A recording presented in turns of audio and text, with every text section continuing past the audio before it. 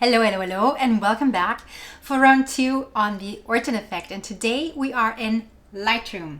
Yes, we're trying to replicate the dreamy, glowy effect that we did last week in Photoshop in Lightroom. And if you've missed the previous video, I'll make sure to leave a link up here and in the description box below so that you can catch up. Now, Michael Orton tried to mimic a watercolor painting effect with his photography. And he took 2 images of the same scene to do that. One that was in focus with all of the detail of the scene, and the second image that was out of focus and slightly overexposed. And then he merged these 2 images together, and it created a stunning effect of an image that was both sharp and blurry at the same time with dreamy, magical highlights. Now in Lightroom, we unfortunately cannot merge 2 images together like that, but we have sliders that we can manipulate, and why don't you just grab your coffee and join me over here so I can show you how to achieve the Orton effect using Lightroom only.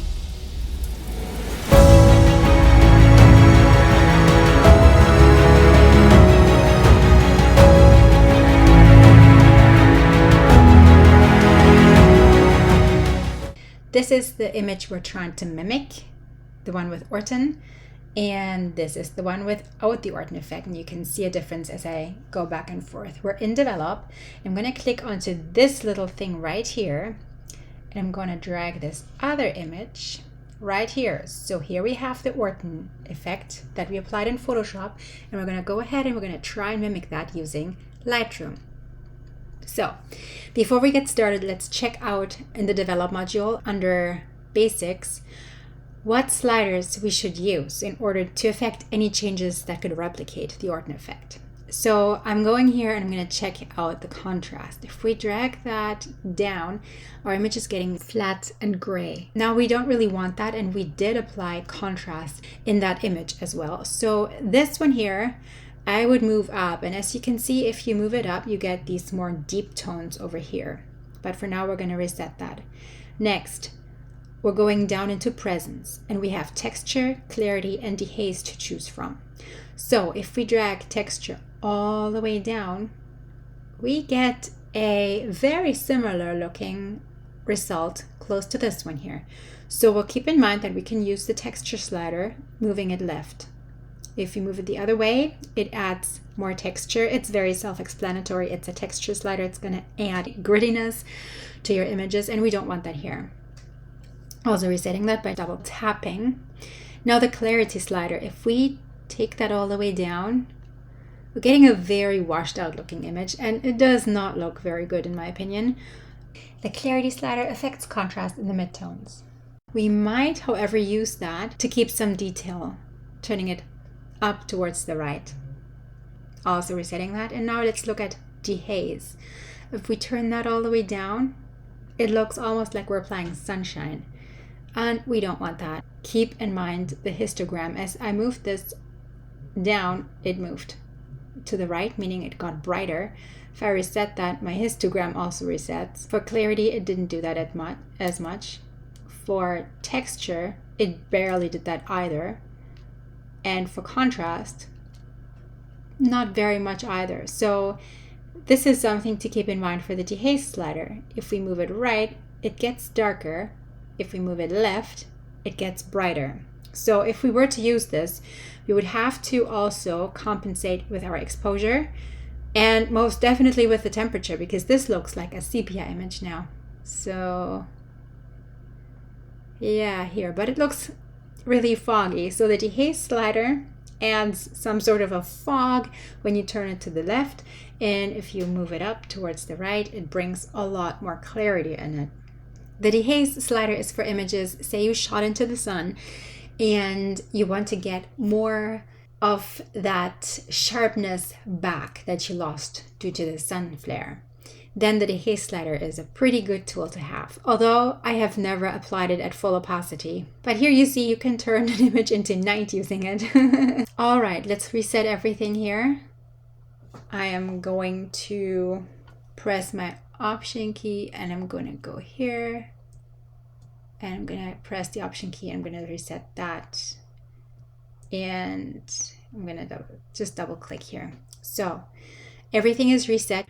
Another slider we can use is down in the detail panel. If we go to noise reduction and we move the luminance slider all the way up and the detail slider all the way down, this is even stronger than here, but we're getting something similarly that is washed out and it almost looks painted on. So we can keep that in mind as well. I'm also going ahead and resetting that by pressing my Option key and just tapping this.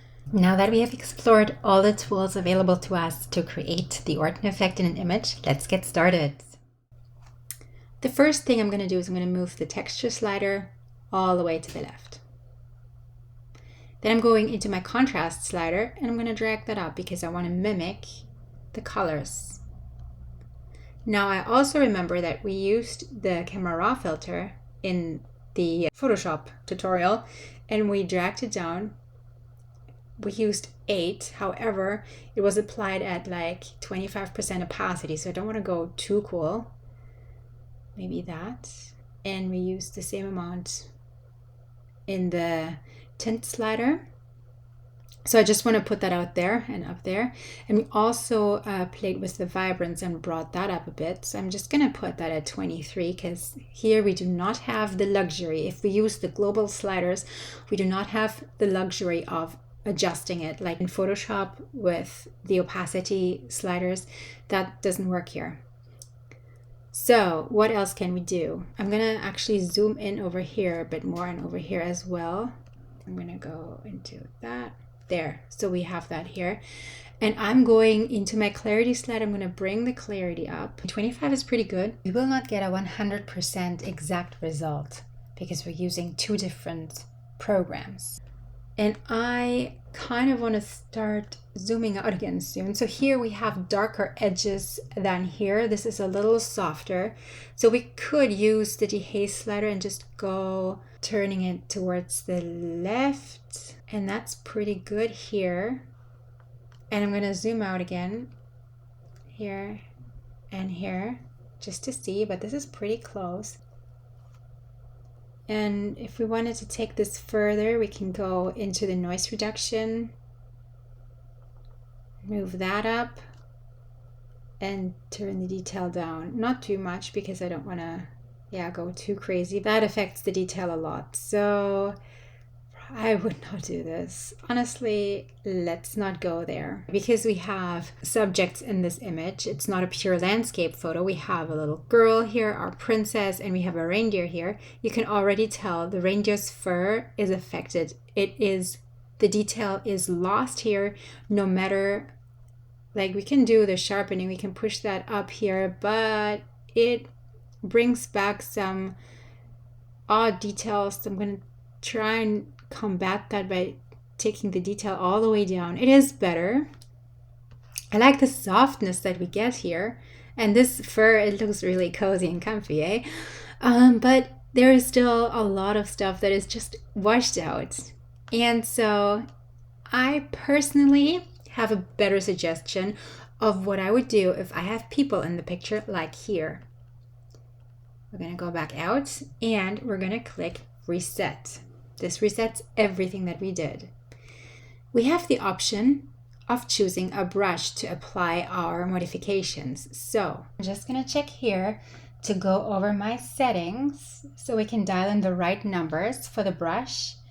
So we had texture at -100, contrast at 51, temperature at -3, tint +3, vibrance, clarity, Dehaze. All right, let's dial that all in. My temperature was at -3. My tint was at +3.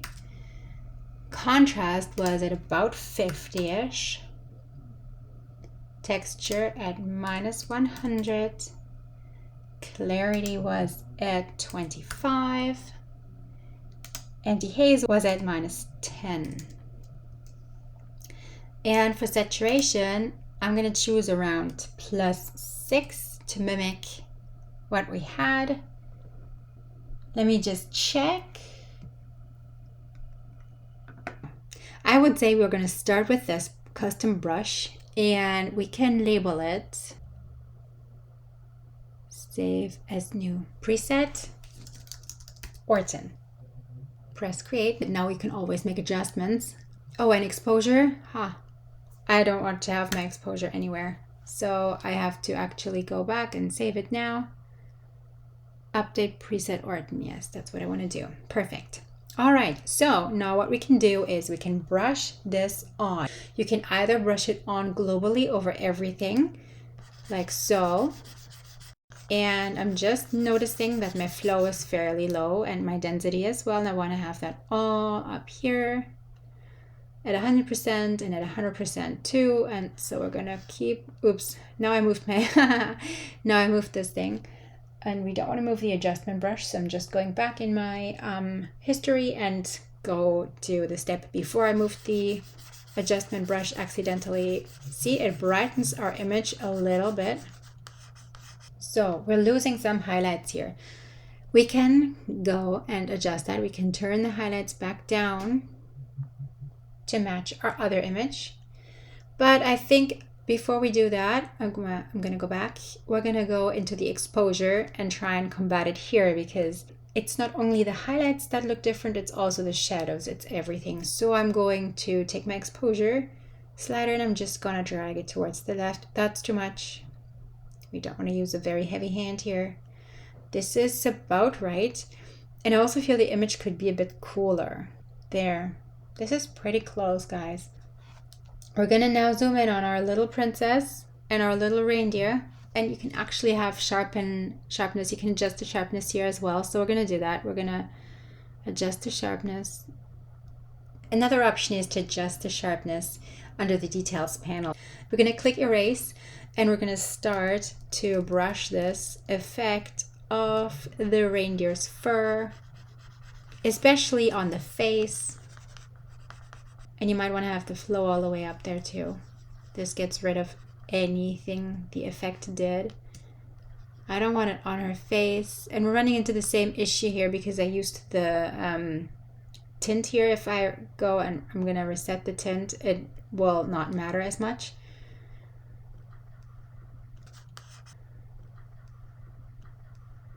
I'm just taking it off her brush, and I want to see the detail in her dress, at least right here. It doesn't bother me over here because I feel like it helps blend her in. But up front here where there's the snow, I definitely want to be able to see all the detail. And on the reindeer, I want to be able to see its fur. I'm going to make my brush smaller using the left bracket key there. This is pretty good.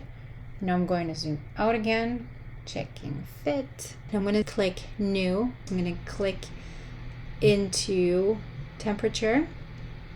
And I'm just going to do -3 and +3. And I'm just going to apply that all over because this is something we want to keep everywhere. We don't want to get rid of that. And we can also add our saturation into it a bit more. I feel like this one here is still a bit cooler, so we're going to add a bit more coolness to our image. This is about right.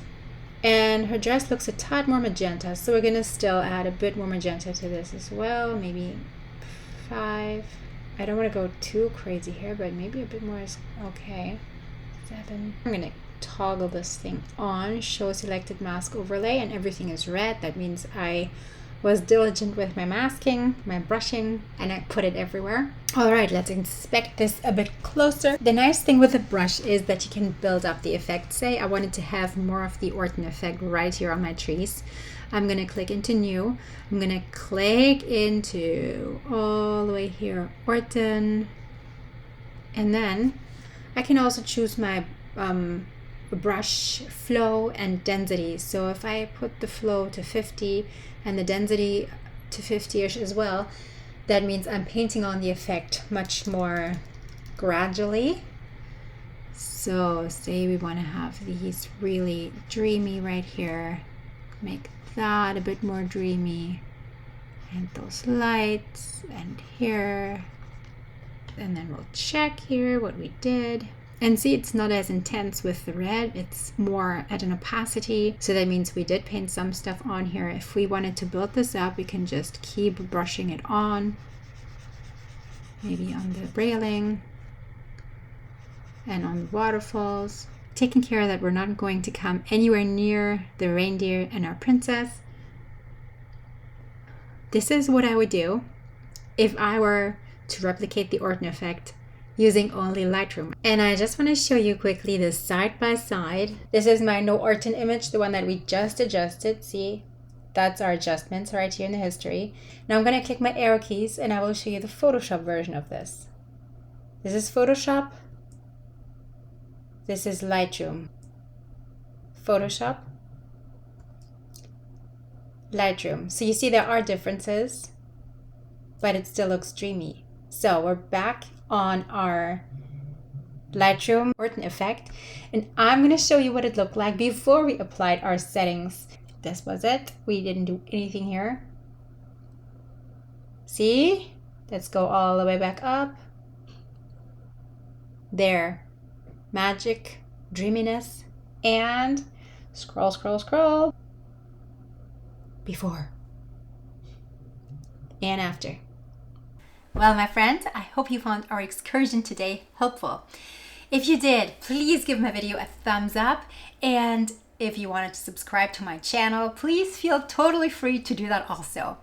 If you have any questions about photo editing, about this tutorial, or any requests of what you would like me to cover next on this channel, please drop a comment in the comment box below, and I look forward to connecting with you this way. I will see you again next week. Thank you so much for watching, and I hope you have the best time until I see you again. Take care. Bye-bye. And another one that was blown out. Blurred out. He made blurry. He defocused.